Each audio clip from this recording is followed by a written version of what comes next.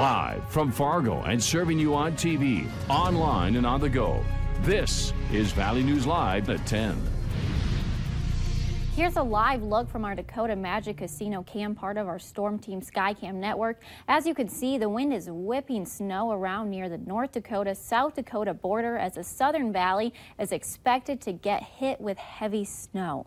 It's not what you would ask for during Easter weekend in late March, but in areas around the start of baseball season, Mother Nature has been known to throw us a few curveballs. Our team has been tracking this latest storm all day, so let's go check to Chief Meteorologist Hutch Johnson for the very latest. Hutch. All right, thanks so much, Melanie. As expected, the snow is making its way through the southern portion of the valley and is projected to continue moving in. But let's get to the latest update on snowfall potential with the system.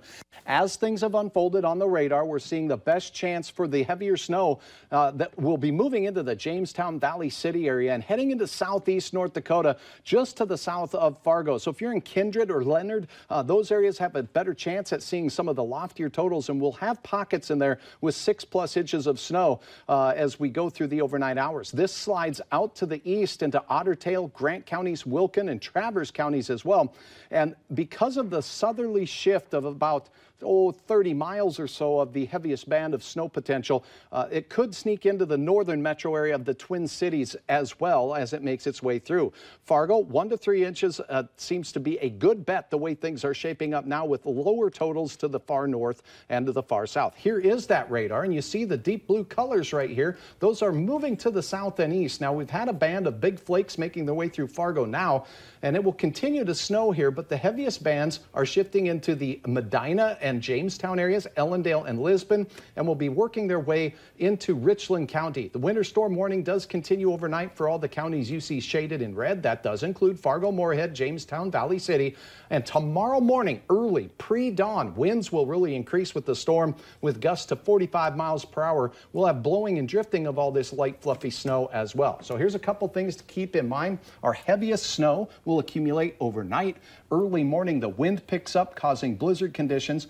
You want to take precautions to protect those pets and livestock. Change your travel plans and stay informed with changes. We'll be keeping on top of this one all night and through the day tomorrow. Great advice for everyone to follow during the next couple of days for this storm system. Indeed. Thank you, Hutch.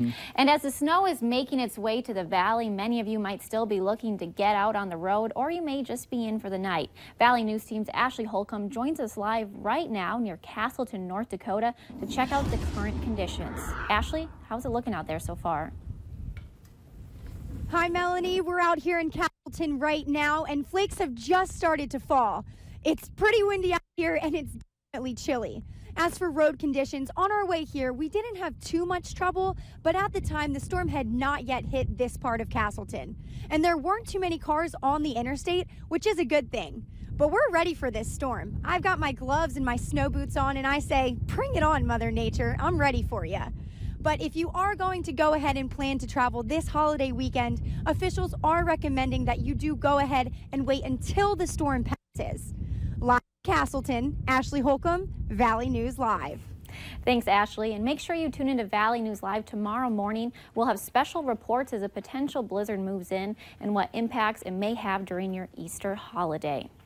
And make sure you have the Valley News Live Storm Team weather app so you can keep up with the weather anytime, anywhere. You'll get the latest forecasts and conditions so you can plan your day. Just search VNL Weather in the App Store and download it for free. While the weather forecast hasn't been ideal for some, a local ski resort took full advantage today of Mother Nature, deciding that spring weather isn't quite here yet. Detroit Mountain was open for skiers and snowboarders this evening from 4 to 8. Local winter sport lovers took their turns going down the different paths and enjoyed the current winter weather. While manager Megan Smith says it's unusual for the resort to be open this late in the year, everyone appeared to be thrilled to take another run on the slopes. It's my birthday today, so it's like, hey, why not? Oh, just completely loving today. An extra bonus day on the snow is always awesome. I'm probably going to do the big bumps. Managers say that this may not be the last day for all the fun either, as long as the weather and staff allows it. The Moorhead Police Department is asking for help locating a missing man. 31-year-old Nicholas Jones was last heard from on Wednesday morning. Police say there are no suspicious circumstances surrounding his disappearance, but his family is concerned for his welfare. If you have any information on Nicholas's whereabouts, please call the Moorhead Police at 701-451-7660 and ask to speak with the on-duty supervisor.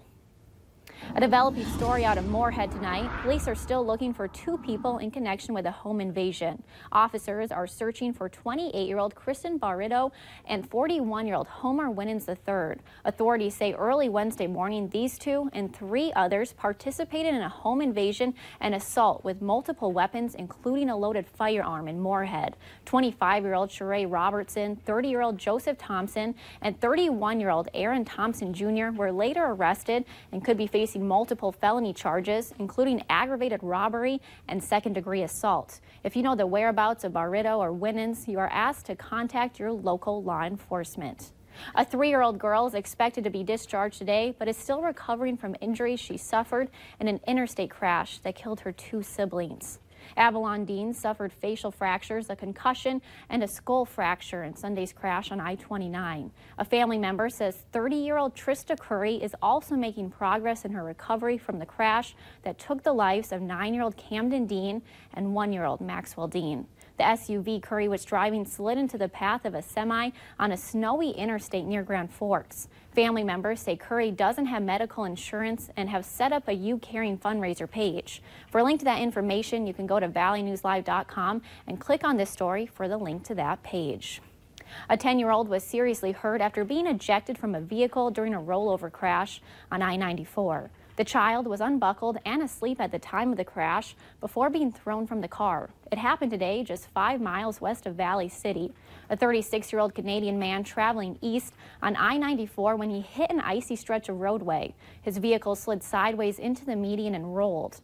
The driver and adult passenger suffered minor injuries. 2 other children were in car seats at the time of the crash and were not injured. Coming up on Valley News Live at 10, the Lamoureux twins made a couple surprise visits today. We'll let you know where they stopped while visiting town. And a Pennsylvania man is in hot water after being accused of stealing money that was raised during a charity event in Fargo.